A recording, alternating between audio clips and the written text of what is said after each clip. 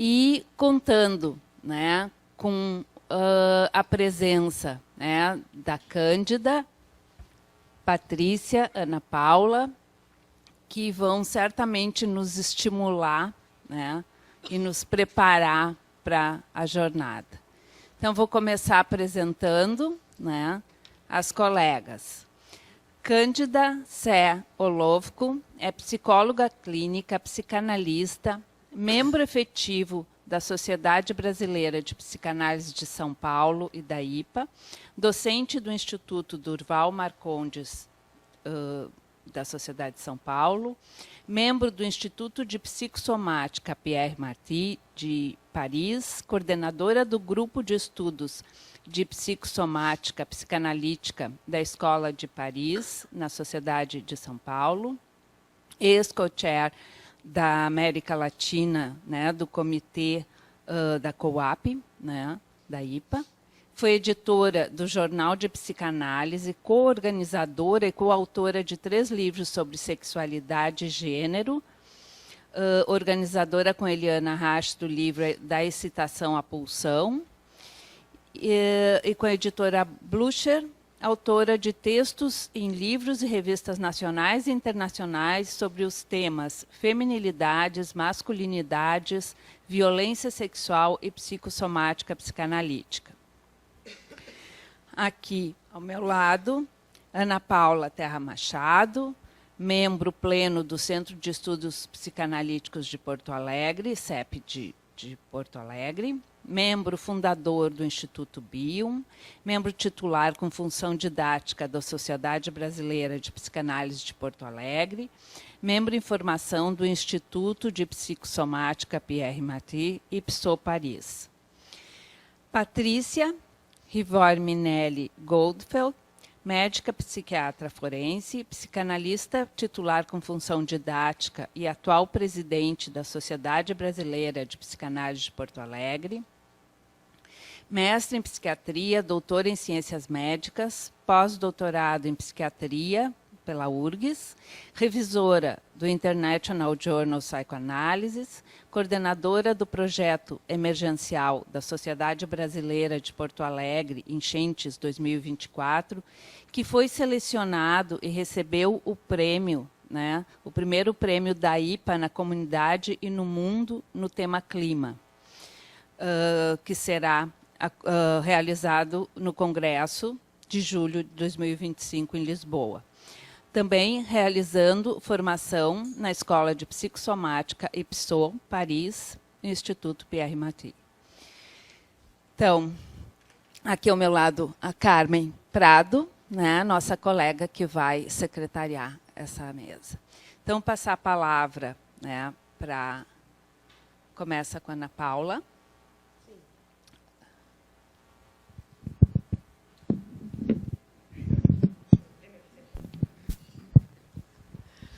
Boa noite.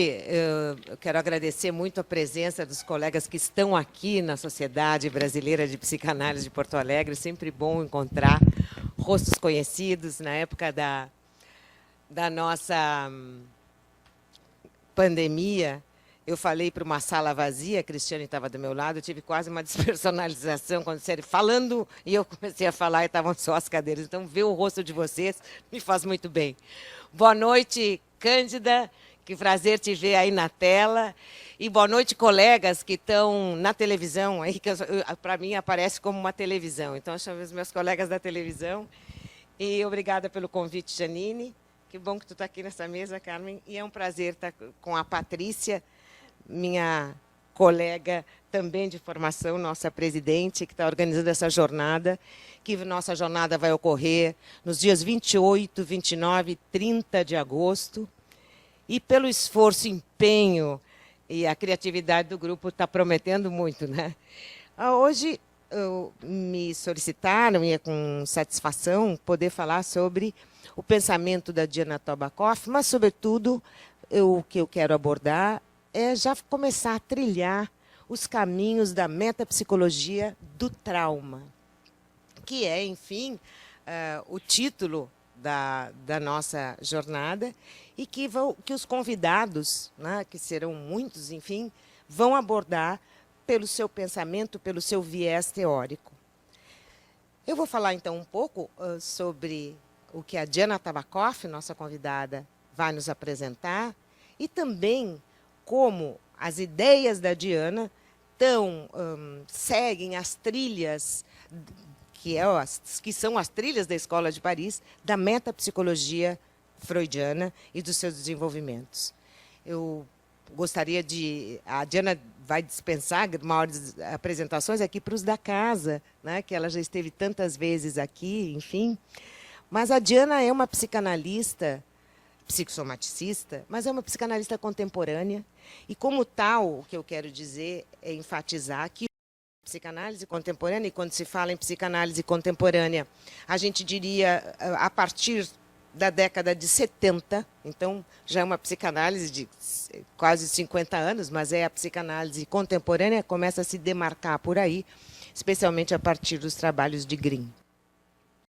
E a partir de então, o que se diz da psicanálise contemporânea, dentre tantos aspectos, é justamente que hoje se trabalham aos pares. Nós não falamos mais em pulsão e o objeto, ou transferência e contratransferência. Nós falamos de pares, né? O par pulsão-objeto, o par transferência contra transferência. Isso é bastante importante, porque são conjuntos que funcionam, né? Não é um distanciado do outro, especialmente a ideia de pulsão e de objeto, que eram separadas, né? Tinha a escola das relações de objeto, o modelo pulsional, que era o modelo mais freudiano, e onde tinha sempre um dos vieses que se podia criticar a obra freudiana é justamente que existia um excesso do pulsional em detrimento do objeto, quase que dando uma visão solipsista, então, para o funcionamento do aparelho psíquico. Isso hoje, né, eu acho que não é mais motivo de discussão e crítica, e é bem possível fazer um recorte dentro da própria teoria freudiana, né, que começa desde o projeto falando do complexo de semelhante, né, e falando da ação específica. Então, é interessante, mas como essas questões, claro que relações de objeto são outros aspectos, mas a questão do objeto, ela é muito importante e é justamente um dos aspectos mais destacados por Diana Tabakoff no seu pensamento e no entendimento das dinâmicas de um tipo de funcionamento mental que é o objeto de estudo da Escola de Psicossomática de Paris. Eu estou salientando aqui o tipo de funcionamento mental, porque não necessariamente este tipo de funcionamento mental vai desembocar em uma patologia psicossomática.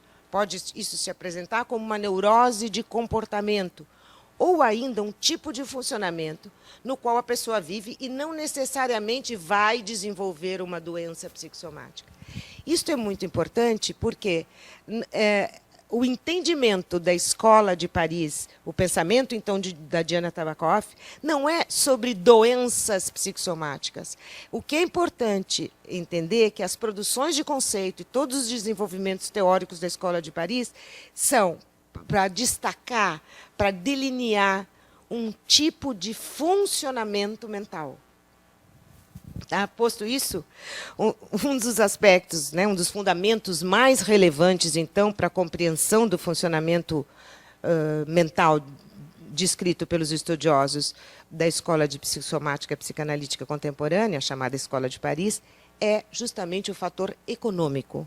Ou seja, as quantidades de excitação e os seus caminhos e descaminhos no psiquismo. Esta ênfase no vértice pulsional ganhou força, especialmente pela segunda geração de psicossomaticistas, e atualmente podemos falar já na terceira geração de psicossomaticistas, da qual Diana Tabakoff é um dos expoentes e é a nossa convidada, então, para a jornada A Metapsicologia do Trauma. E a Diana nomeia, então, a clínica, este tipo de clínica, como clínica da excitação. Uma denominação que, por si só, já enseja as particularidades de um funcionamento mental cada vez mais presente na nossa clínica na atualidade. A questão da excitação. Sabemos que a grande tarefa do psiquismo é justamente dar conta das excitações. O aparelho psíquico se organiza, se forma, se constitui para dar conta das excitações que vêm do interior do corpo, né, que é do soma, e transforma essas excitações. Então, nesse sentido, o próprio aparelho psíquico poderia ser chamado de um aparelho de captura e transformação, que visa justamente transformar. Os psicossomaticistas falam muito, estou vendo a Bia aqui, da palavra transformação, né? Uma palavra tão cara para os estudos de bio. Mas, enfim, esta transformação que precisa se operar, né? Que precisa ocorrer, é um processo de transformação das excitações, repetindo, do soma, em matéria psíquica. Ou seja, da excitação à pulsão, o título do livro, organizado pela Cândida Olovo, com nossa convidada também de hoje, né? Então, como é que se opera, como é que se dá esse processo? E neste processo, então, de excitação à pulsão, é fundamental, funda mesmo mental, a palavra está sendo usada de propósito, é fundamental a presença, a ação do objeto. Então, é o objeto quem vai operar isso.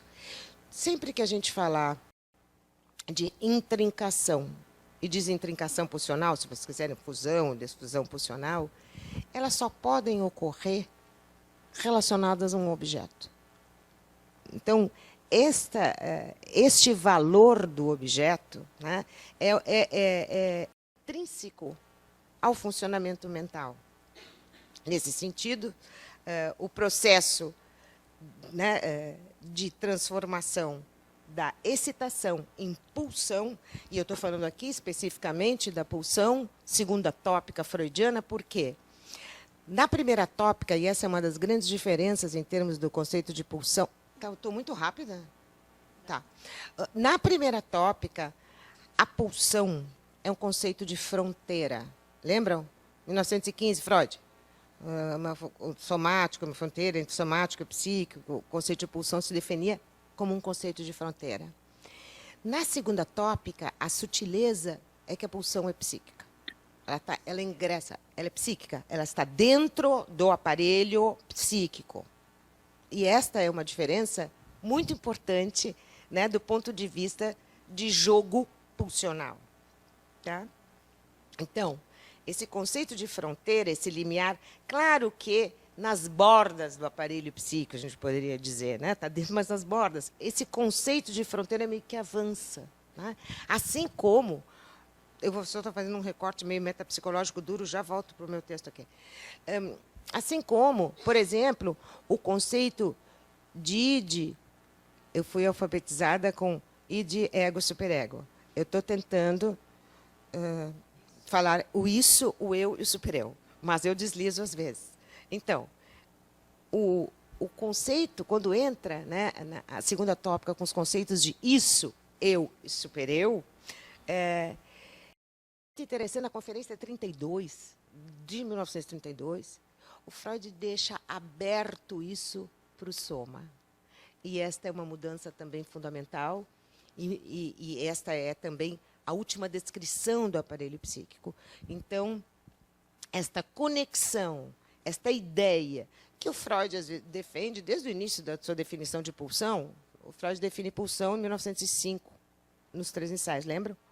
Tribla. E aí, o que vai aparecer? Aparece esta pulsão aberta para o soma, em 1972. Vocês lembram de um desenho? Esse desenho também está no eu e no isso, tá? No texto. Mas ele está incompleto ali. E o Freud retoma. Eu estou falando de desenho, porque quando o Freud não desenhava muito, né, nos livros dele. E, às vezes, é até difícil de entender, para mim, particularmente. Mas esse está muito claro, essa abertura do id para o soma. Então, o processo de transformação da excitação em pulsão tem uma origem exógena, é uma origem externa. Ainda que a excitação venha do soma, é preciso que o objeto intervenha, é preciso a ação específica. É preciso a presença do objeto para que essa excitação se transforme em pulsão. Porque a pulsão, essa excitação que vem do corpo, vai se tornar psiquicamente ativa, ela vai em direção ao objeto a partir da presença do objeto.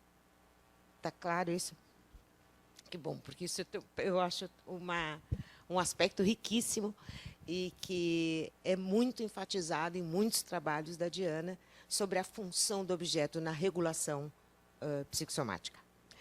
Então, é a partir da interação com o objeto, né, que é o agente da ação específica que se inaugura a psicossexualidade. A gente sabe que a gestação não acaba com o parto. A mãe, a figura materna, segue gestando, então, o psiquismo do seu bebê, investindo libidinalmente o corpo, e assim como as funções fisiológicas de nutrição, excretória, respiratória e do sono, que irão permitir, então, essa ascensão do soma, do somático, a um corpo erógeno. E quando a gente fala em corpo erógeno, nós estamos falando de um corpo investido e nós estamos falando, sobretudo, de um corpo representado psiquicamente. Eu fiz um recorte aqui, vou me atravessar para uma parte que eu destaquei, né, que, e entrando um pouco no nosso tema, que é justamente a questão do trauma e do traumático e dos traumatismos, só é denominado traumático aquilo que não é psiquicamente elaborável. Tá? Então, esta é uma... Se a gente quiser, também podemos dizer aquilo que não está na ordem do representado, inserido numa cadeia de representações ou numa cadeia simbólica. Tá? Então, é evidente que, se vocês quiserem, eu vou falar um pouquinho disso depois, toda a nossa existência é traumática. Não tem quem né, que está vivo. A potencialidade traumática nos acompanha desde sempre. Entretanto, esta definição de um trauma, daquilo que não pode ser, muitas vezes, pensado, elaborado, enfim, isto é que tem realmente o caráter de trauma. Né? Então, são esses movimentos, vamos dizer assim, de libidinização, de encontro com o objeto. Quando se fala disso, de encontro com o objeto, até seria, rigorosamente falando, melhor a gente dizer objetos. Né? Mas é claro que sempre vai existir um objeto onde opera uma ligação maior e mais intensa.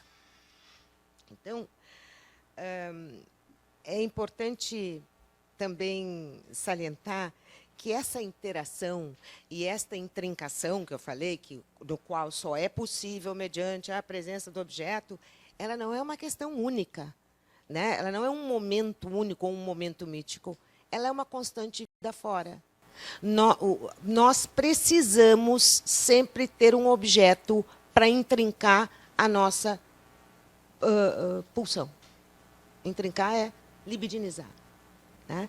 Lembrando aqui, apenas fazendo um recorte, está muito dura essa metapsicologia, não? Tá.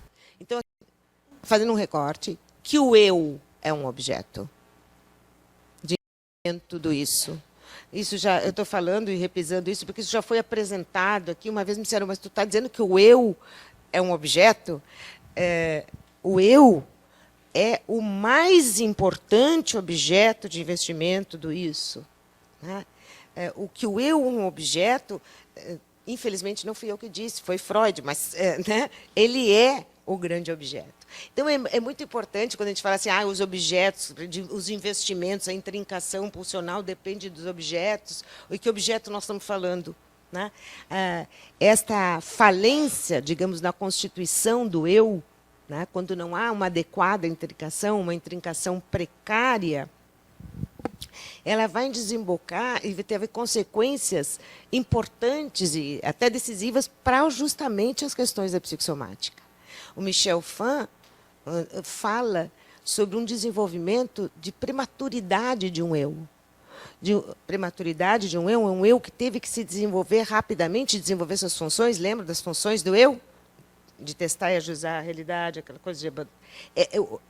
em detrimento de um desenvolvimento libidinal. Então, quando as condições, quando as ligações são precárias, quando a gente não encontra um espaço, né, o objeto não cumpre essa função, porque o objeto externo, estou falando, quando o objeto não cumpre essa função, ou cumpre precariamente essa função, os déficits desse momento, né, e que vão gerar internalização, porque esse objeto tem que se adequar, digamos, ao bebê, né, na questão dos ritmos, na questão e envolve também da questão dos tempos, das demandas desse bebê, de entendimento com esse bebê. E é claro que, nesse processo, há encontros e desencontros com o objeto, né? Não existe o encontro total, absoluto, enfim.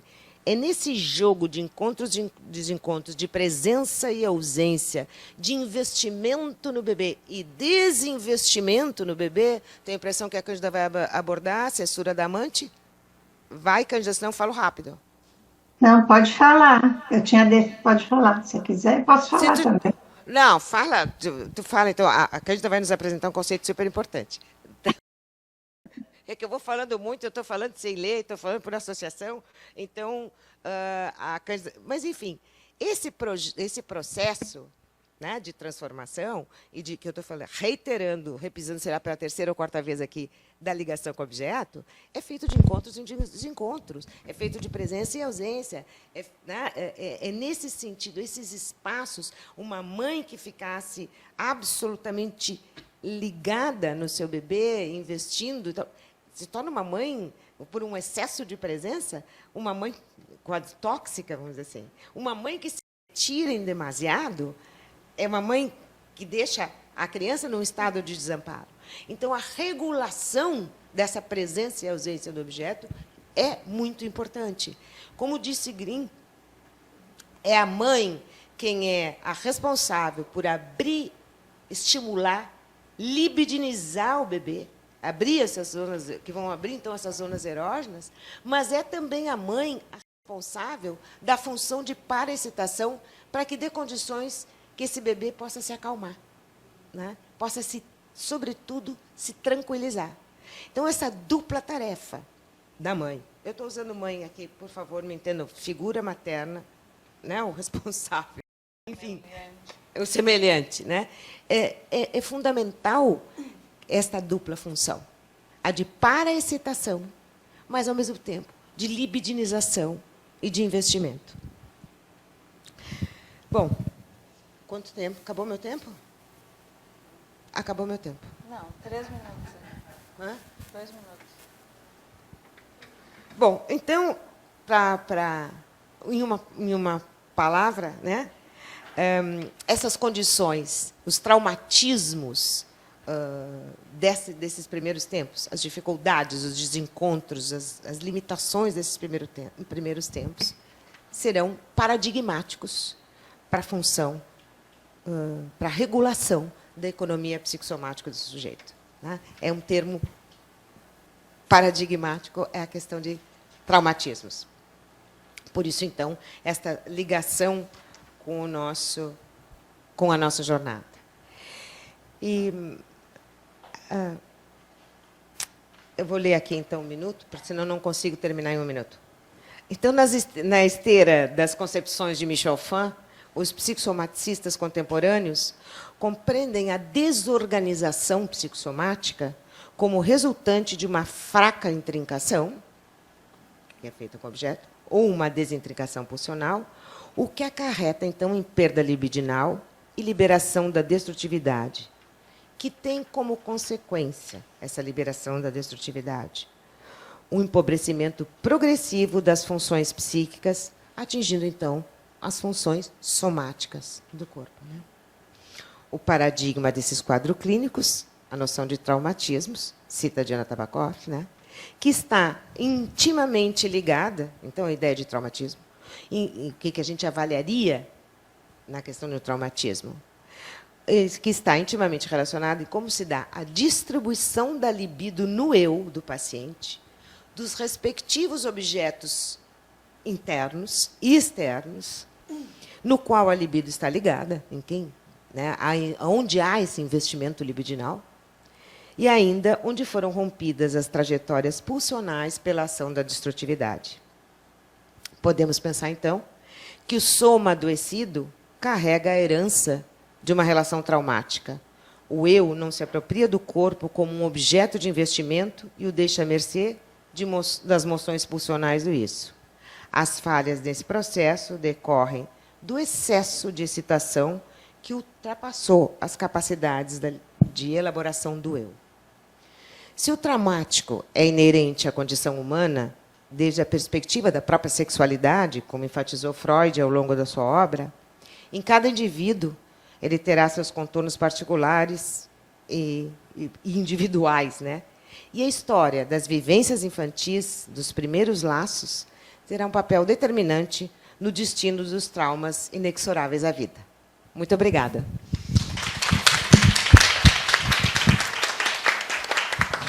Muito obrigada, Ana Paula. Passo para a Patrícia agora. Boa noite a todos. Estou muito feliz de estar aqui com vocês nesse início de trabalhos em função da nossa jornada, que a gente está fazendo ela com muito carinho, né? Temos trabalhado muito para trazer essas pessoas que têm um pensamento muito assim, que pode nos auxiliar muito na clínica, né? Porque estão trabalhando com aspectos de alterações na clínica que se manifestam contemporaneamente, né? Que são houve mudanças, né, muito grandes nas manifestações que nós encontramos na clínica. Então, precisamos de instrumentos. Inclusive, essa questão do trauma, né? Temos passado por muitos traumas, inclusive, acabamos de sobreviver a uma enchente de proporções oceânicas, digamos, né? Então, eu vou trazer para vocês um pouco do trabalho da Diana em relação às questões do enquadre e da técnica na clínica psicossomática, que é diferente do enquadre do tratamento clássico do paciente neurótico, né? O paciente psicossomático, ele normalmente não procura a clínica espontaneamente, por sofrimento psíquico. Porque o paciente, muitas vezes, ele nos é encaminhado por clínicos, por colegas que vão indicar que ele faça uma terapia, porque eles vão, esse paciente vai apresentar doenças orgânicas ou vai apresentar um funcionamento autocalmante, muito assim desenvolvido, né? E isso vai fazer com que o ambiente identifique a necessidade desse tratamento. Muitas vezes a pessoa chega no consultório sem um sofrimento manifesto, né? Muitas vezes apresentam sinais de um comportamento operatório. E isso foi uma das questões que foi identificada pelo Pierre Marty e pelos primeiros da Escola de Paris, como a Ana Paula falou, que foi o Christian Davy, o Michel Fan e o Michel Demuzin, que foram as pessoas que se uniram ao Pierre Marty lá por volta de 1960 e começaram a estudar esses pacientes. Isso tudo foi estimulado, né, porque depois da guerra aconteceram muitos traumas, né, muitas pessoas traumatizadas com as questões da guerra, e então começaram a chamar mais os psiquiatras para dentro dos hospitais, para atender os pacientes com problemas orgânicos.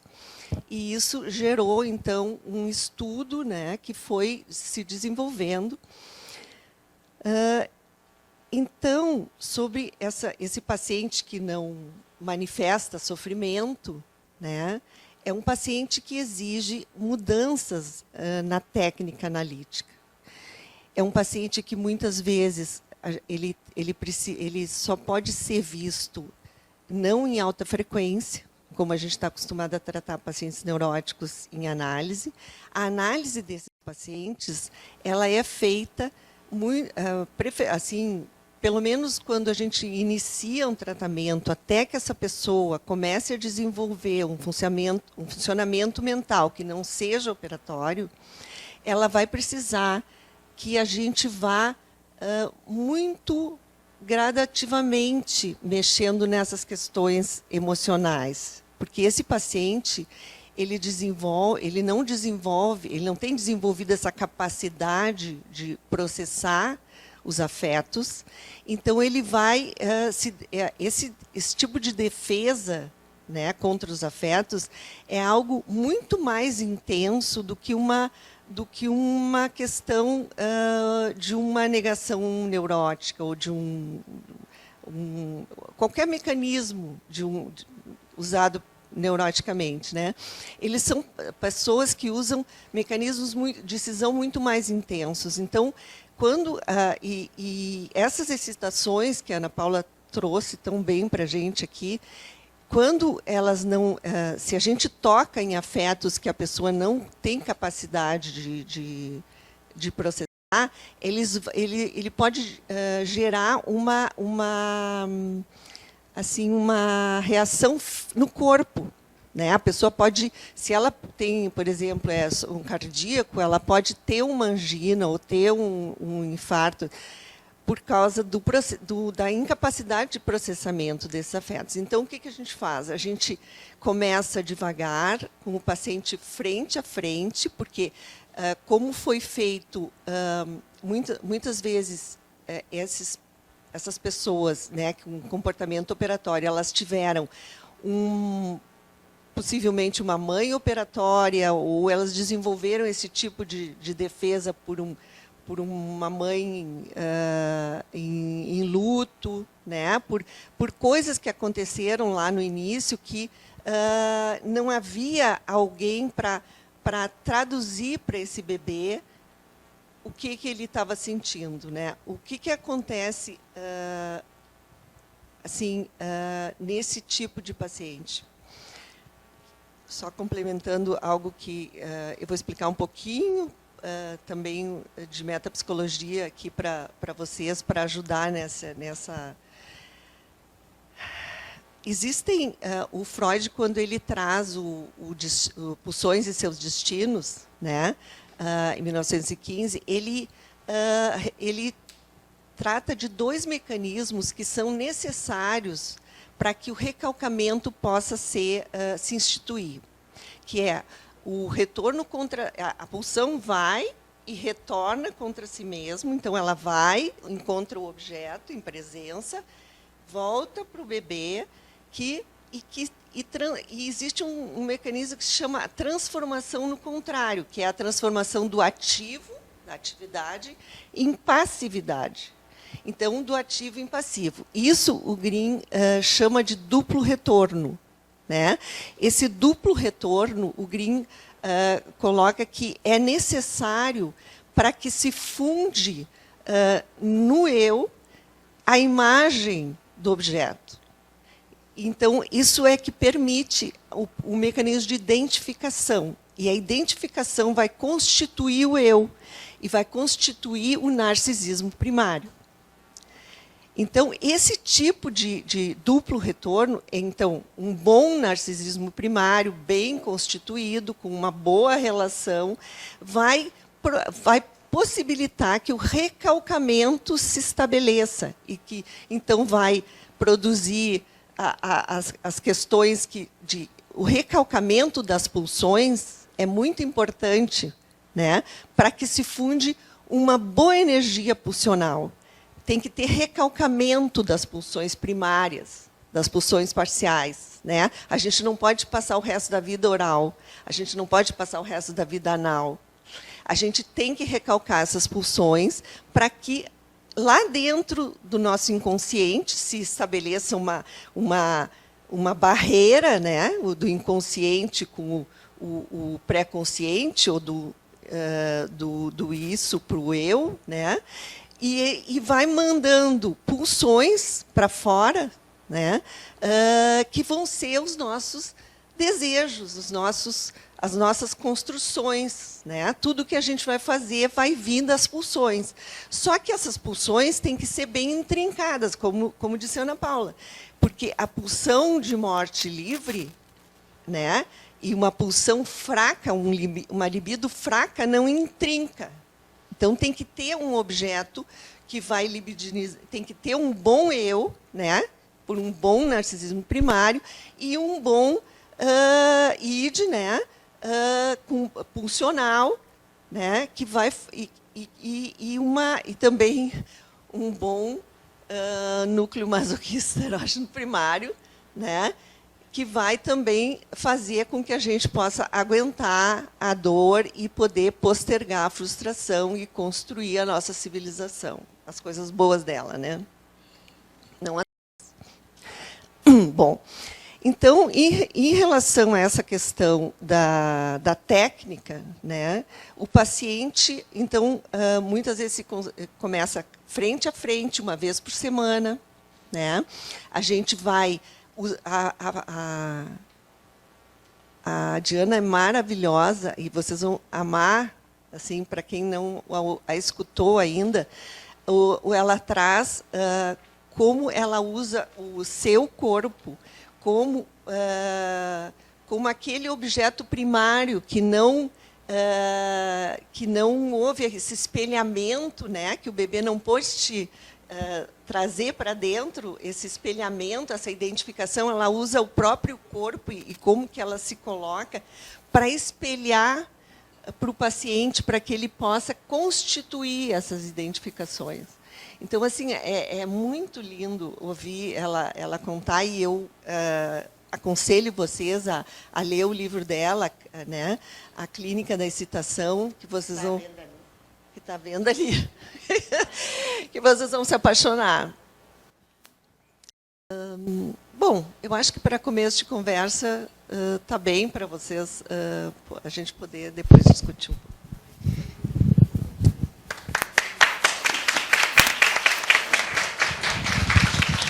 Muito obrigada, Patrícia. Vou passar a palavra, então, para a colega Cândida. Boa noite a todos. Vocês estão me vendo? Então, é um prazer enorme estar aqui com você. É uma honra ter sido convidada pela Janine, a diretora científica. Muito obrigada. É um prazer estar com a Patrícia e com a Ana Paula, que temos convivido com trocas, né, importantes no grupo sobre psicossomática. Então, é uma alegria estar aqui com vocês hoje. Eu acabei escrevendo um texto, porque se eu começo a falar, também vou me perdendo nas colocações, então eu vou seguir um pouco o texto, mas primeira coisa, agradecer a vocês a presença de todas as pessoas interessadas nesse tema, que é riquíssimo, e eu fiquei assim muito emocionada, estou emocionada de poder falar sobre a Diana, né? Porque a Diana é uma pessoa muito importante para nós aqui de São Paulo. Fico assim até emocionada de falar sobre ela, porque a Diana que criou o nosso grupo e que tem criado vários grupos, não só em São Paulo, como em vários estados aqui do Brasil, na Inglaterra, na França, com certeza, tem trabalhado enormemente, com grupos de pessoas da Turquia, da Rússia. E eu queria até contar para vocês que esse livro dela, todos os textos foram escritos em francês, que foram traduzidos para o português, depois foram traduzidos para o espanhol, já foram traduzidos para o russo, e essa semana ela me mandou uma cartinha lá mostrando o livro traduzido em ucraniano. Então, só para vocês terem uma noção de como essas ideias, né, e como ela está veiculando, e ela tem um papel, a Diana tem um papel de promoção, né, das ideias da Escola de Psicossomática de Paris, que é impressionante. nós aqui temos uma gratidão enorme por tudo que ela tem trazido. Então, eu queria falar um pouquinho da Diana, que ela é psicóloga, fez a formação em São Paulo, ela nasceu na Bahia, né? A Diana é brasileira, nasceu na Bahia, veio para São Paulo, fez a formação de psicologia na PUC. Depois ela sempre esteve interessada nas questões da relação corpo-mente. Então, ela nos anos 80, ela frequentou esses grupos que faziam as terapias corporais, relaxamento, as questões do Reich. Ela foi para a Califórnia, que naquela época a questão do corpo estava muito em alta, né? E ela foi para a França, tentando encontrar alguma forma de lidar com essa questão do corpo e do psiquismo, e foi com a psicanálise que ela diz que ela conseguiu fazer essa junção, né? E vou até ler, eu vou, assim, no meu texto, eu queria, assim, trazer as falas da Diana, para que as pessoas que não conhecem a Diana possam estar mais próxima. Então, através, né, que foi na psicanálise que ela pôde encontrar esse modelo pulsional freudiano e que deu para ela uma junção dessa ideia da energia pulsional que vai dar uma ideia desse monismo, corpo e mente. Então, eu vou citar a Diana. Então, ela diz: situar o problema da constituição da unidade psicossomática a partir do modelo freudiano da pulsão, o conceito limite entre psíquico e o somático impôs-se a mim como uma evidência. A concepção de energia a adotar confirmou-se como sendo a da energia pulsional. Considerar que dos processos de transformação das excitações de origem somática em energia pulsional psíquica, Ana Paula explicou muito bem, foi ótimo, de seus encadeamentos e das falhas de origem essencialmente traumáticas, o equilíbrio da organização psicossomática dependeria. Foi decisivo, ela diz. Aí, outra citação que eu vou fazer da Diana: o trabalho de psiquização do somático é obra de Eros, ligando através do objeto, desde o nascimento do sujeito, as excitações procedentes das grandes funções orgânicas. Então, eu acho importante que ela está sempre unindo, né, o corpo com o psiquismo. Sem o que o reino do instintual filogenético dominaria.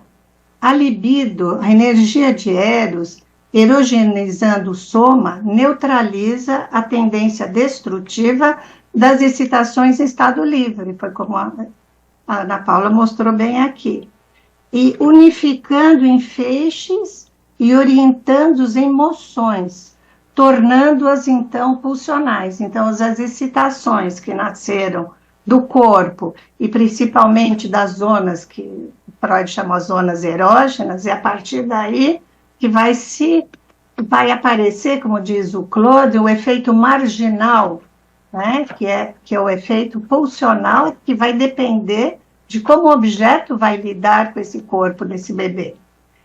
E a Diana, então, trabalha muito com essa questão, né, como foi dito, de como é que, através da relação de objeto, vai surgir as pulsões.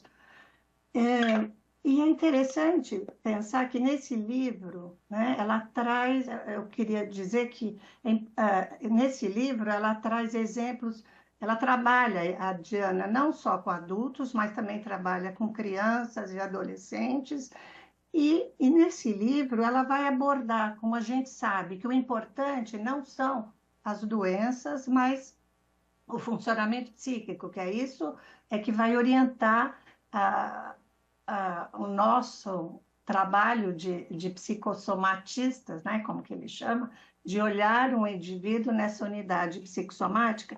Mas esse livro, ela traz exemplos, né, da clínica com doenças alérgicas, com asma, dermatites, cardiopatias, acidentes cerebrais vasculares, que na realidade, o que a gente vê é que quando um funcionamento, né, está num regime, como a gente diz, do traumático, com as excitações que não foram ligadas, vai ser muito, além, né, das somatizações, vão poder aparecer soluções através do comportamento. Então, o que eu queria falar aqui na minha, esse meu recorte que eu fiz do trabalho da Diana, que existe um conceito da escola de psicossomática, que eu acho que é muito original, que é o conceito dos procedimentos autocalmantes.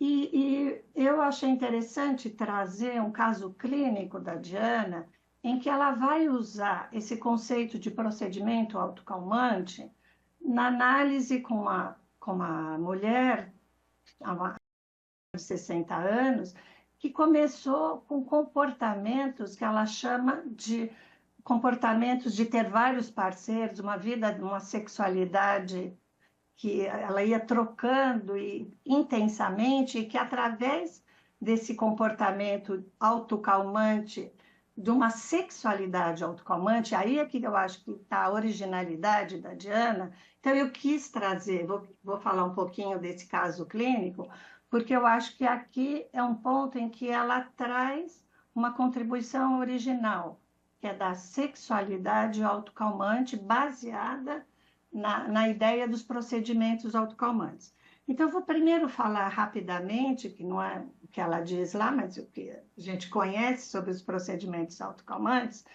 que esse é um conceito que foi criado, foi idealizado inicialmente por Claude Smadja, que ele observou que era muito comum nos pacientes que apresentavam somatizações, ou antes do aparecimento da doença orgânica, ou concomitante ao aparecimento da doença orgânica, surgiam comportamentos que ele pensou, que ele denominou, aí foi o Claude Smadja, de procedimentos autocalmantes, baseado numa teoria do Michel Fan, que falava sobre as crianças, por exemplo, que batiam a cabeça nos berços porque elas não conseguiam lidar com aquele excesso de excitação não processada, e através do comportamento, né, que é de descarga, essas crianças tentavam abaixar a excitação para poder dormir.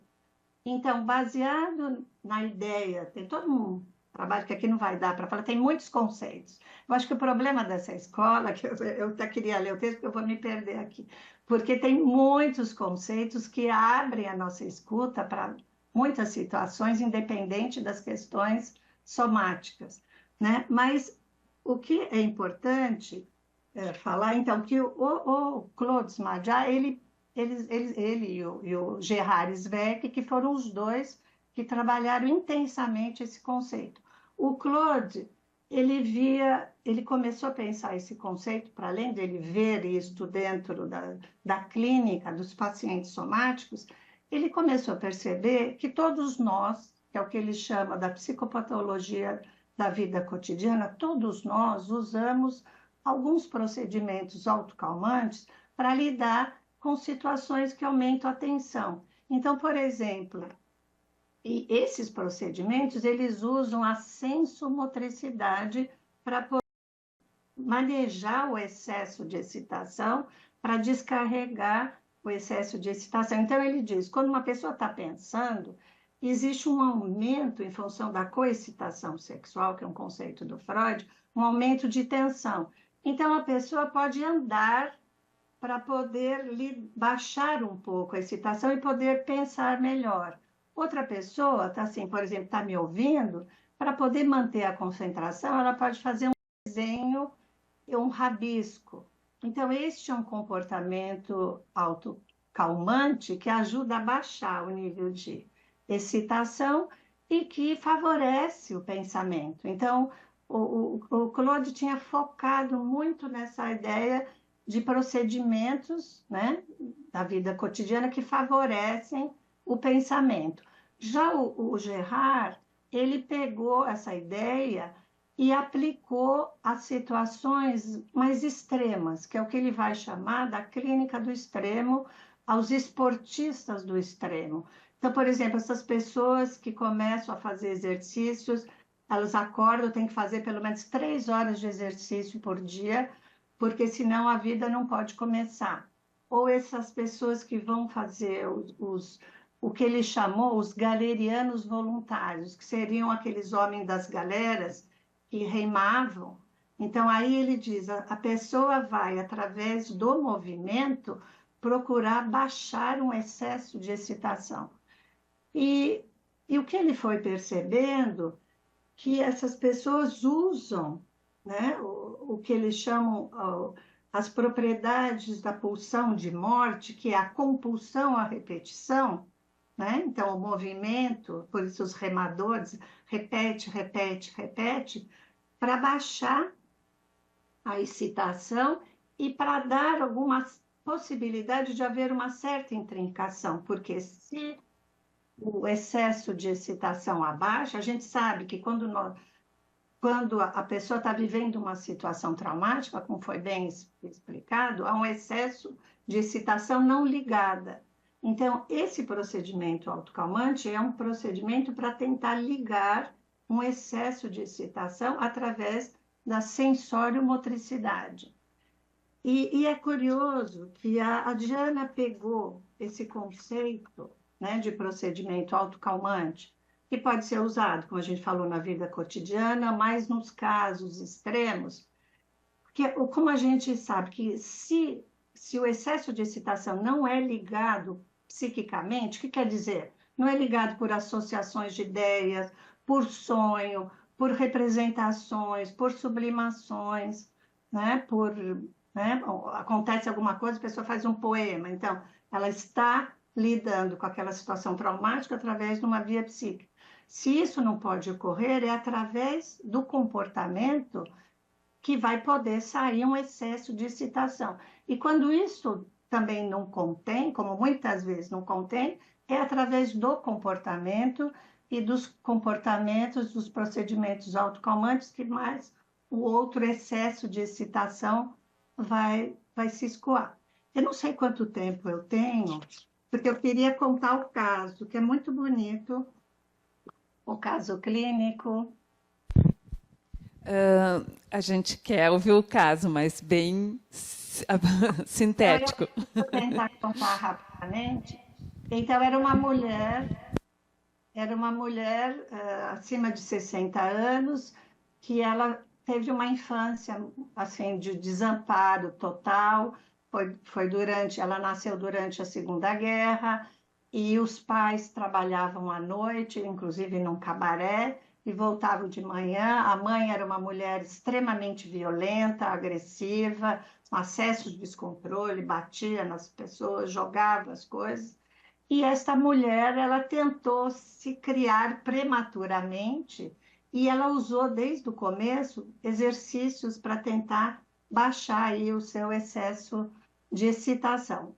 Mas ela fez um desenvolvimento, casou, depois chegou um momento que ela teve o divórcio e assim que ela se divorciou, ela começou a entrar numa vida frenética de dança, vários parceiros sexuais, e o que a Diana vai mostrando, que ela foi usando a sexualidade como um procedimento autocalmante. Então, ela saía com inúmeras pessoas para tentar baixar o excesso da excitação que tinha vindo de traumas da infância, como a gente falou, que ela não teve uma mãe que não conseguiu criar um narcisismo bem estruturado, masoquismo erógeno consistente, e então que ela foi carregando para o longo da vida situações não elaboradas psiquicamente, e era sempre através da ação que ela ia colocando, que ela ia tentando trabalhar. Então, esse excesso de excitação. Então, eu só queria, eu vou ler, então, a Diana, para poder dar um contorno de como ela foi analisando essa sexualidade autocalmante. Então, vou citar. encontrando-se só após o seu divórcio, o apetite relacional e sexual teria sido uma resposta imperiosa à violência de uma angústia difusa, que é o que normalmente aparecem nessas situações com os pacientes que somatizam ou que têm esse tipo de comportamento. Não é uma angústia sinal, como diz o Freud. E essa angústia difusa, ela surgiu das zonas traumáticas ligadas às experiências de abandono das figuras parentais e da violência descomunal da mãe, que estavam sempre ativas, sem ter sido possível trabalhar. Ao conjunto habitual dos seus comportamentos antipassividade, esta era uma mulher que tinha desenvolvido uma organização fálico-narcísica, que é um outro conceito da Escola de Paris, que está ligado à prematuridade do eu, que é que a pessoa tem uma dificuldade em se colocar em situação passiva, de receber, de depender. Ela tem que estar sempre na atividade, que era o que aparecia. Então, ao conjunto habitual dos seus comportamentos antipassividade, ela acrescenta um novo fator, o corpo do outro. Os encontros com os parceiros sexuais irão ampliar sua gama habitual de descarga sensório-motora, fazendo intervir uma nova sensorialidade de valor autocalmante, autoexcitante. A gente tem que entender que também nesses procedimentos autocalmantes, para a pessoa se acalmar, às vezes ela precisa se excitar, como é o caso da criança que bate a cabeça no berço para poder baixar o nível de excitação. Então, procedente desta vez do corpo a corpo, os limites, o eu e o outro, estavam indiferenciados. Se os objetivos dos encontros não seriam a obtenção de satisfações libidinais, então o que ela vai mostrar que ela não ia atrás de uma satisfação libidinal, porque na realidade ela teve toda uma dificuldade de construir o corpo erógeno. Mas, de uma certa forma, ela tentava, através dessas saídas e dessas relações sexuais, ir fracionando o excesso de excitações que eram traumáticas, porque transbordavam, né, no psiquismo. E ela diz que, através desse comportamento, ela descobre um sistema de ligação pulsional, porque, no final, o procedimento autocalmante, ele abaixa o excesso da excitação de origem, a gente pode dizer, mortífera, e ela dá a chance de poder haver uma ligação pelo lado pulsional. Aí o que ela vai dizer? Pareceria que, além do aspecto comportamental e paraexcitante, a experiência das relações físicas em certas condições e com certos parceiros pode favorecer, ao que parece em Edith, a inscrição de um traço, trilhado pelas sensações de prazer vivenciadas no corpo a corpo, e pôde promover novas ligações psíquicas das excitações e influenciar diretamente a organização da pulsão-objeto. Então, só para vocês verem como esse procedimento, em si, ele não faria isto, mas a analista no trabalho corpo a corpo, contra-transferência e transferência, ela vai ajudando a paciente a ir compreendendo o que ela faz com o seu corpo e qual é a função daquela sexualidade autocalmante. Aí ela diz eu já estou terminando, aí ela diz que um movimento mutativo ocorre no tratamento da Edith, que é a paciente, e que quando ela percebeu, numa das relações sexuais, que bastava que o seu parceiro a tomasse nos seus braços e que ela colocasse sua cabeça em seu ombro para que ela adormecesse imediatamente. Porque o problema da Edith não era só o comportamento autocalmante, ela tinha um problema grave de insônia. Ela não dormia e ela também tinha dores no corpo, e ela teve alopecia. Então, o excesso de excitação também saiu, e a somatização, a insônia e outras somatizações. Aí ela vai se perguntar perguntar com espanto que o momento realmente esperado nas relações sexuais, desde que as praticara. Tem alguém falando? Não. Parece que estou ouvindo alguém falando.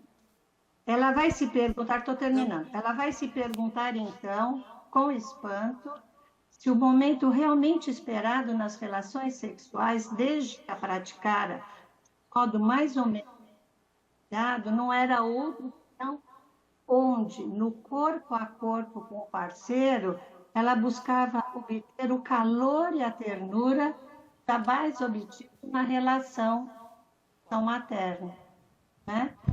Então, e aí é interessante que a Diana diz que a Edith pôde começar a vislumbrar o sono dos amantes, né?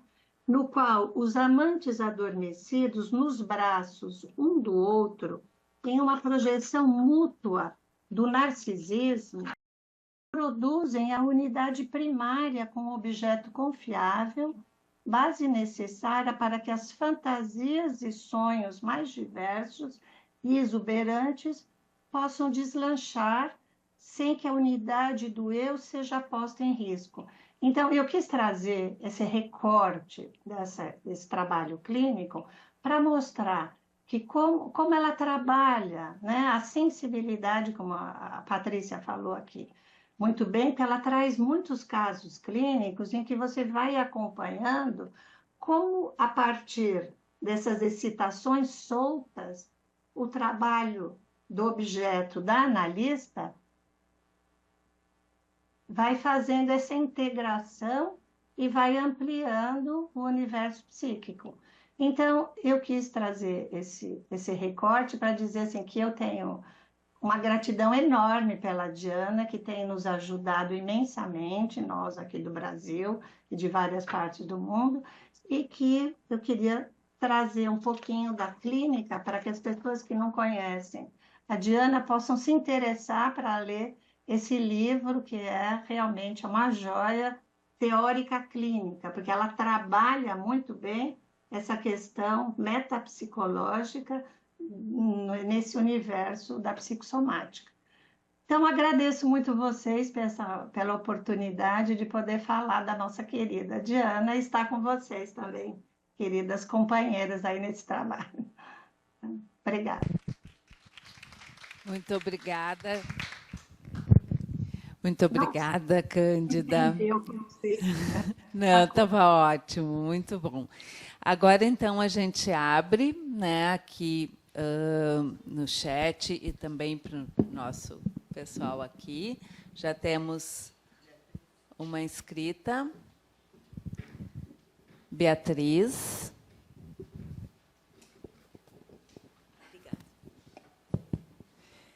Bom, boa noite.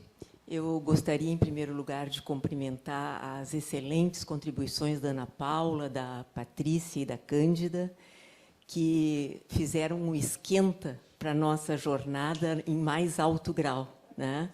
Um esquenta maravilhoso, trazendo as questões da clínica da excitação, né? E, sobretudo, as questões postuladas pela Diana, né?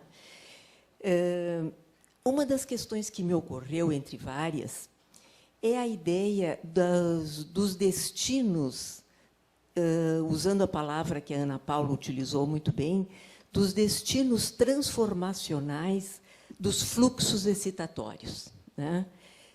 Um dos destinos, até onde eu escuto vocês, um dos destinos me parece que seria um trabalho psíquico de mentalização. Um segundo destino, como a Cândida trouxe muito bem no exemplo, seria o destino do comportamento, né? A ideia da descarga sensório-motora, atos, enfim. Um terceiro destino me parece que seria o destino da somatização, em vários graus, dos mais leves aos mais, vamos dizer assim, graves, compondo-se como de doenças psicossomáticas, né? A ideia de que o indivíduo, em maior ou menor grau, possa contemplar esses três tipos de destinos ao mesmo tempo, né? Me parece uma ideia importante e que, em alguma circunstância da vida, em algum momento especial, por exemplo, um destino do comportamento, o exemplo trazido pela Cândida, possa se sobrepor a um destino mentalizado, né? E todos nós estamos sujeitos, enfim. Normalmente, o predomínio é quase que, vamos dizer assim, homogêneo. Entretanto, em circunstâncias adversas, esse predomínio pode mudar. A minha questão, de novo, vai recair, como a Ana Paula falou, e insiste, e eu gosto muito de escutá-la, sobre a questão do objeto, né? A questão do objeto transferencial.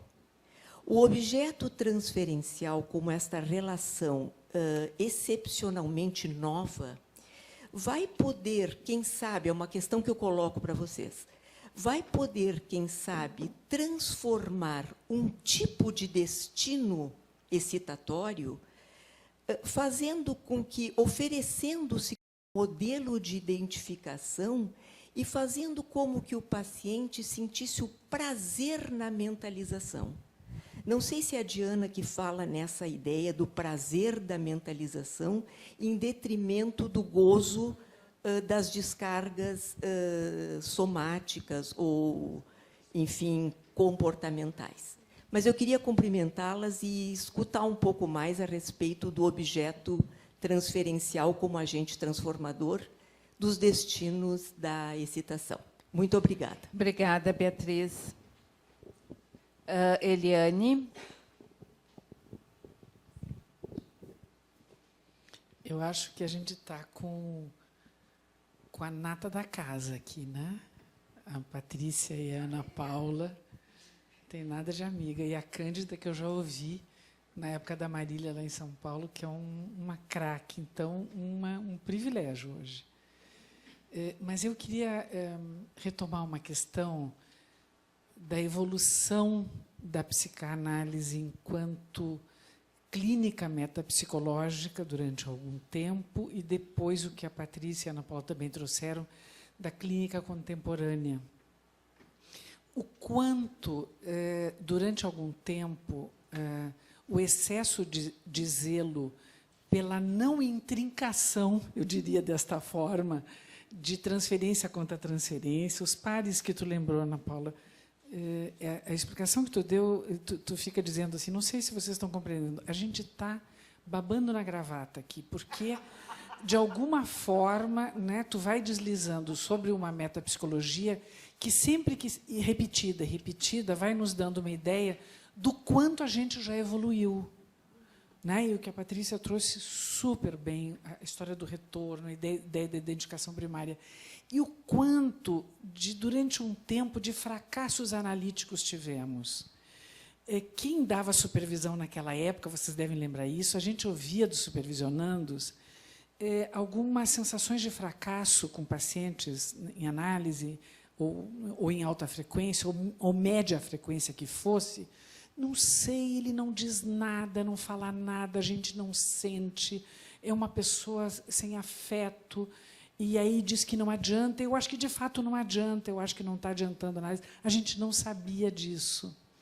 Então, eu acho de um serviço clínico imenso que vocês estão trazendo, que eu acho que a Janine, como diretora científica da Brasileira, traz um tema absurdamente, tristemente atual, né, que é o trauma que a gente começa a estudar, mas agora são traumas que vêm de uma forma muito avassaladora. Uma hora tu estava falando, Patrícia, que tu dizia avassalador, me deu vontade de dizer assim.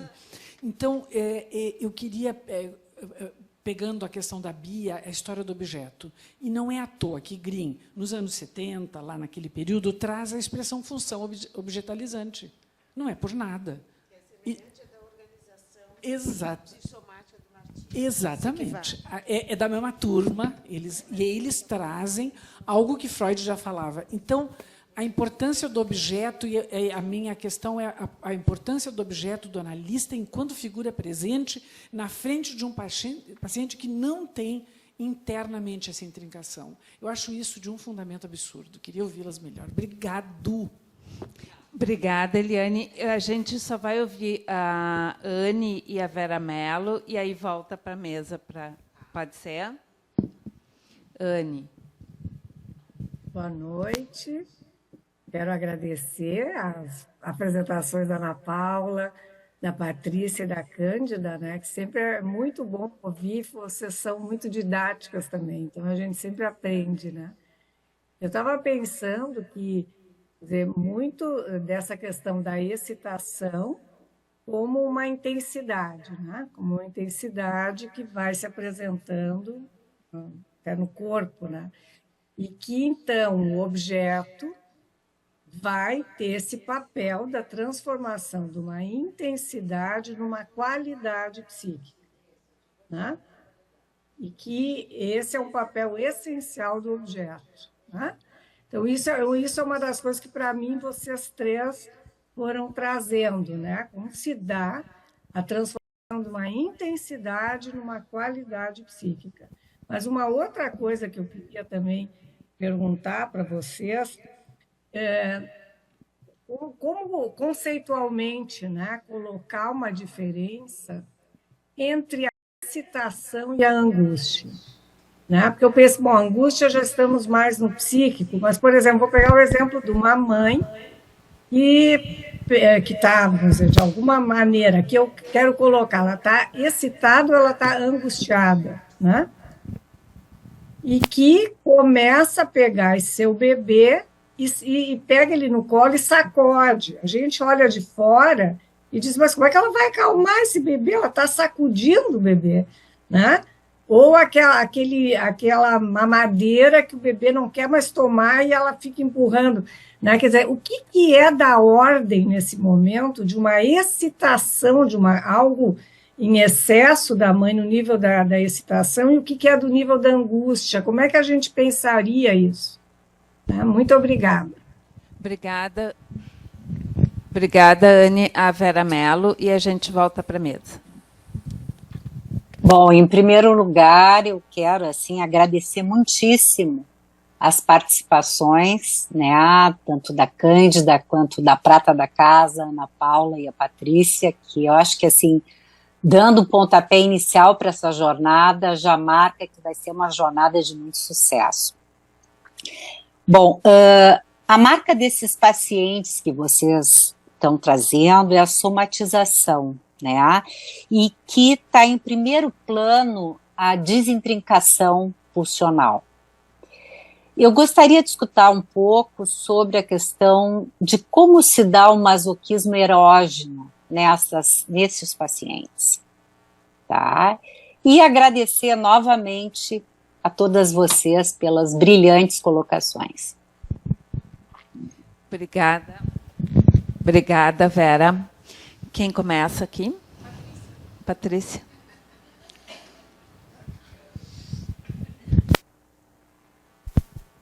Querida. Bom, por onde eu começo? O masoquismo erógeno. Aquele caso que a Cândida trouxe da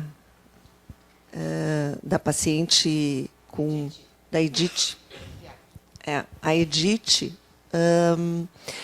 quando o Freud fala em núcleo masoquista erógeno primário, ele fala que quando o bebê nasce, o que predomina no campo pulsional, o que predomina no campo, né, corporal é a pulsão de morte, né, e que é o semelhante, né, através da ação específica que, né, vai despertar a libido nesse bebê, né? Quando a mãe dá o peito e o leite, ela vai primeiro gratificar uma pulsão, um instinto de necessidade, de vida, né? A fome. Mas, com o tempo, né, com o cuidado com aquele bebê, a boquinha começa a sentir prazer de órgão, né? E isso é pulsão. Isso é além do biológico que vai se criar. Isso depende da qualidade da relação, né? Essa pulsão que é despertada pelo objeto, que é, por exemplo, a pulsão quando a gente se apaixona, a gente se apaixona por alguém, né? É alguém que nos desperta, mas o que a gente sente é nosso, é pulsional. Então, o que acontece com o bebê é a mesma coisa. Ele se apaixona, né? E aquilo vai gerar pulsão de vida, libido. Essa libido se intrinca com a pulsão de morte que está ali caótica no ambiente, e a criança consegue expulsar essa pulsão para fora através do aparelho motor, né? Gritando, se mexendo, chamando a mãe. Esse pouquinho que fica dentro, né, é o núcleo masoquista erógeno primário, da intrincação entre a pulsão de vida e a pulsão de morte, que fica fundando o eu inicial e fazendo com que a criança, então, tenha um núcleo que vai favorecer ela poder suportar a dor. Quando não existe uma boa pulsionalização e ali relação, fica essa pulsão de morte muito dentro do bebê, não consegue botar para fora. Então, isso vai fazer, muitas vezes, com que esse núcleo fique muito super investido de pulsão de morte. Então, fica um núcleo muito... e a pessoa começa... Os procedimentos autocalmantes acabam, muitas vezes, que a dor que a pessoa sente é uma dor de um núcleo masoquista erógeno muito investido. Então, assim, a paciente Edith era uma paciente que sofria para se libertar. Então, o que acontece também muito é um esvaziamento da pulsão de morte quando a pessoa tem esse procedimento autocalmante. Então, essa era uma questão que eu gostaria de trazer. Tá. Eu vou, então, entrar na questão das outras questões trazidas. Eu acho muito importante que a gente pense justamente como é que trabalha um psicossomaticista, e eu acho que a Cândida, trazendo esse exemplo tão lindo, que é o caso da Edith. Eu me lembro quando a Diana apresentou esse caso, né, um caso de um procedimento calmante via sexualidade, e a gente vê que é quase como se não fosse da psicossexualidade, né, porque é uma descarga no comportamento sexual, mais de com um relacionamento sexual.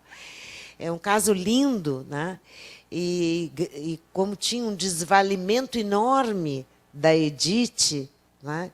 Eu me lembro que eu disse para a Diana, nossa, é a Piaf. E aí ela começou a rir, foi como ela nomeou essa paciente, né?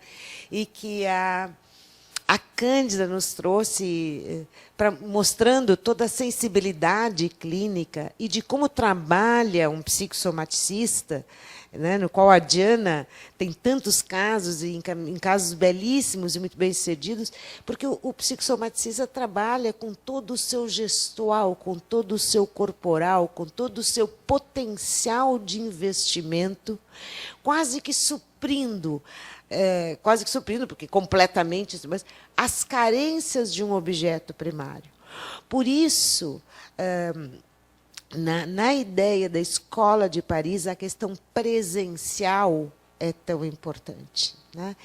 A gente sabe que a palavra investimento, quando a gente fala, investimento é libidinização, investimento é interesse, e é fundamental isso, e este é um aspecto da transferência com os objetos que aparecem, é o interesse que se tem com este paciente, com esse psiquismo, com essa pessoa que está conosco.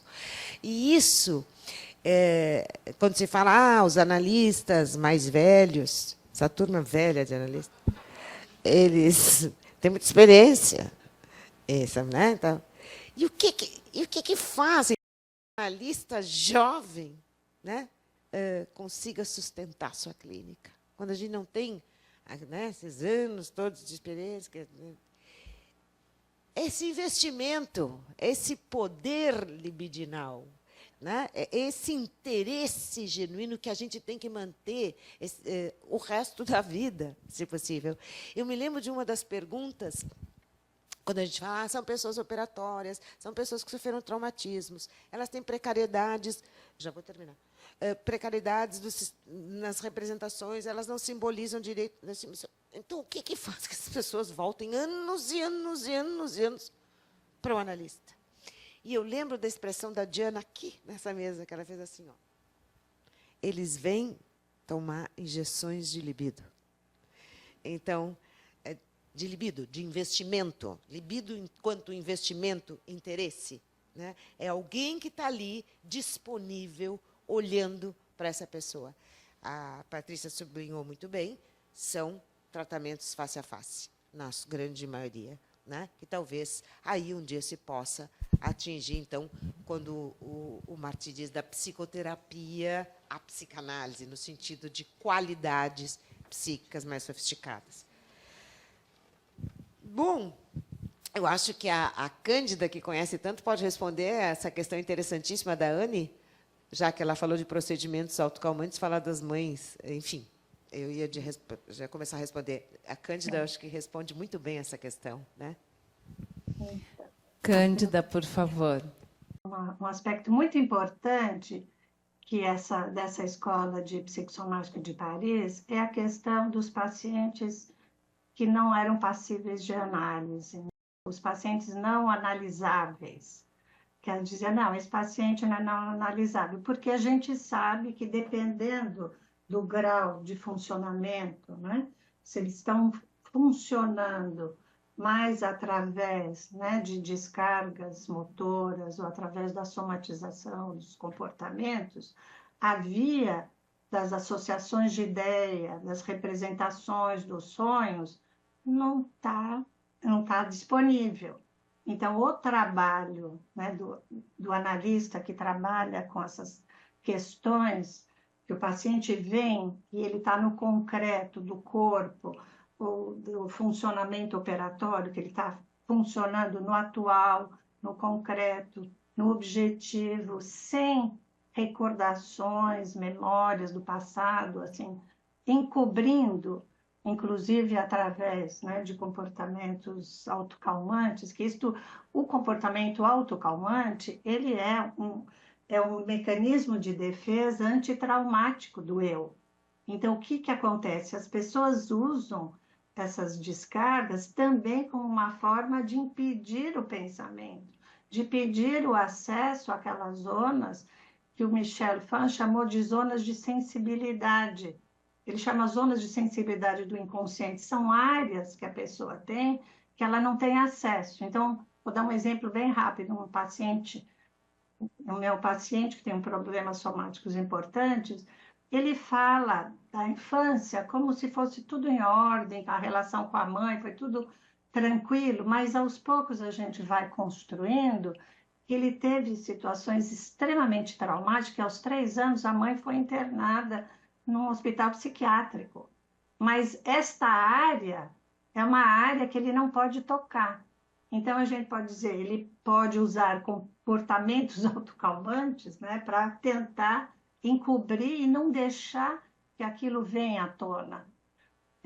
Então, falando dessa questão das mães que sacodem os bebês, porque o que acontece? O que acontece é que a mãe, a colega estava falando qual a diferença entre a ansiedade, a angústia, né, e excitação. O que a gente pode, o que em geral se trabalha muito nessa escola de psicossomática de Paris é fazer uma discriminação entre angústia difusa e angústia sinal. Quando a gente trabalha com angústia sinal, nós estamos dentro de tudo que o Freud falou, do recalcado, do que foi, que está, assim, do compromisso na formação do sintoma e que está carregados de sentidos inconscientes. Quando nós vamos trabalhar com situações em que predomina o corpo ou a própria somatização, ou um funcionamento em que a pessoa está evitando o contato com essas áreas, porque são áreas traumáticas. Então, em geral, nós falamos de uma angústia difusa e que está muito próxima da excitação, né? A gente pode dizer que a angústia difusa já seria talvez um comecinho de psiquização, mas ainda estaria ali num campo muito corporal. O Freud vai falar, por exemplo, ele descreve nas neuroses atuais a presença da angústia difusa, por exemplo, que hoje em dia a gente chamaria de crise de pânico. Então a pessoa tem descarga, ela transpira, ela treme, o coração dispara. Então a angústia aparece muito através dos sinais corporais. Então aí nós estamos lidando com uma angústia que ainda precisa encontrar, né, um objeto que possa ajudar a conter, né, e transformar aquilo em alguma coisa que pode ser processado psiquicamente. Teve uma colega que falou dos destinos da excitação e ela falou exatamente o que a escola de psicossomática coloca, são 3 os grandes destinos. Se alguma coisa acontece comigo, ou eu posso trabalhar, como eu falei, eu posso, como a história do Drummond, que ele perdeu um filho, aquele trauma, ele escreveu um poema. Então ele transformou aquele trauma em alguma coisa psíquica. Outra pessoa pode sair correndo e correr até a exaustão. Normalmente, às vezes, os procedimentos autocalmantes, eles buscam a exaustão através da sensório-motricidade. Então, esse é o caminho comportamental. Outra possibilidade é, não foi possível um caminho ou outro, ou foi um pouco em cada canto, mas ainda sobrou um quantum de excitação. Então, como diz o Claude Marjat, vai haver um trabalho de somatização e pode aparecer uma doença orgânica, depois um câncer ou uma doença autoimune, depois de uma perda de alguém que morreu e que a pessoa não pôde lidar através dessas outras vias. Mas quando a gente fala assim, é um pouco didático, porque, na realidade, como a colega mesmo estava dizendo, é possível que estejam funcionando nos 3 registros, né? Os destinos da excitação vão um pouco para cada lado. Mas, às vezes, quando a gente pega pacientes somáticos graves, o que a gente percebe é que predomina a solução somática e predomina, muitas vezes, o funcionamento antitraumático, através de procedimentos autocalmantes ou através da somatização, como eu estava falando. Agora, só para terminar, eu acho que já estamos aqui passando da hora, a história da mãe que sacode a criança, ela está inundada também com excesso de excitação, e na hora que ela sacode a criança, ela está querendo acalmar a criança. Mas é um acalmar, que ele diz, que é diferente do satisfazer. Por isso que chama procedimento autocalmante, porque aí a própria criança, que foi tratada daquela forma pela mãe, que não sabia lidar psiquicamente, que usou a motricidade, agora é a criança que repete aquele procedimento com o próprio corpo. Então, a mãe que está sacudindo a criança, ela está tentando, através daquilo, acalmar a criança, mas também se acalmar. Né? O Gerard Zweig tem no livro dele, que chama Os Galerianos Voluntários, ele tem um texto que chama Bebês em Perdição, e que ele fala um pouco de como, às vezes, a mãe usa o amamentar não como uma forma de satisfazer a fome e a necessidade de afeto do bebê, mas como uma forma de descarga da própria ansiedade, da própria excitação, vamos dizer, ou dessa angústia difusa, tentando acalmar e usando o próprio corpo como máquina e a criança também como máquina que acalma ela e ela tenta acalmar o bebê. Então, para vocês verem que é uma questão aí complexa, Mas esse exemplo que você trouxe da mãe que sacode a criança, a gente está vendo que é uma mãe que, naquele momento, ela não encontrou recursos, por exemplo, para falar com uma voz manhês, vamos dizer, com a criança, ou chamar atenção para alguma coisa que a criança vai poder ir criando outros registros, né, de um contato que não é sensório-motor, mas numa linha mais simbólica. Eu não sei se consegui explicar. Eu acho que o problema é que nós temos muitos conceitos nessa escola de psicossomático de Paris e até poder integrar todos, eu acho que hoje a Ana Paula, a Patrícia trouxeram muitos dos conceitos, né, que eu estava até levantando, trauma, funcionalização, o enquadre específico, a clivagem, os lutos não elaborados, quer dizer, que são questões que estão conectadas com esse trabalho dessa clínica, que era antigamente das pessoas não analisáveis, mas que agora, através do que o analista sente no próprio corpo, ou sente no seu psiquismo, o analista vai emprestar o seu pré-consciente e vai, através do corpo ou da própria mímica, né, ajudar o paciente a encontrar os apoios. Então, por exemplo, a Diana, num dos casos, acho que é no caso do Luke, que é uma pessoa, um homem que teve um AVC e que tinha problemas também muito sérios de constituição do narcisismo, ela diz que é uma hora ela se arruma na carteira, então ela vê que ele tá sem um apoio psíquico. Isso eu acho interessante. Então ela usa o corpo dela, ela se arruma na cadeira, assim, e ela diz para o paciente: você não quer se apoiar aí na cadeira? Então isso aí parece uma coisa banal, mas tem todo um sentido teórico por trás, que esta pessoa não tem os apoios psíquicos, né, para ela poder lidar com os excessos de excitação. É isso, eu vou parar porque eu acho que nós já passamos da hora. Muito obrigada. Obrigada, Cândida. A gente realmente queria seguir, e eu acho que ficou muito bom essa sensação de querer ouvir muito mais vocês e, né, também conhecer, para quem não conhece, e ouvir a Diana na nossa jornada. Então, a gente vai ter que ficar por aqui, né? Eu só vou passar aqui para Ana Paula e a Patrícia para a gente fechar. Muito obrigada a todos. Obrigada. Boa noite. Bom, eu queria agradecer a presença de todos, especialmente a Cândida e a Ana Paula, por essa oportunidade, por esse privilégio de ter podido conversar e escutar vocês e a gente poder debater o trabalho da nossa querida Diana, que a gente admira tanto. Muito obrigada a todos e, então, estão dado início aos trabalhos da nossa jornada. Obrigada.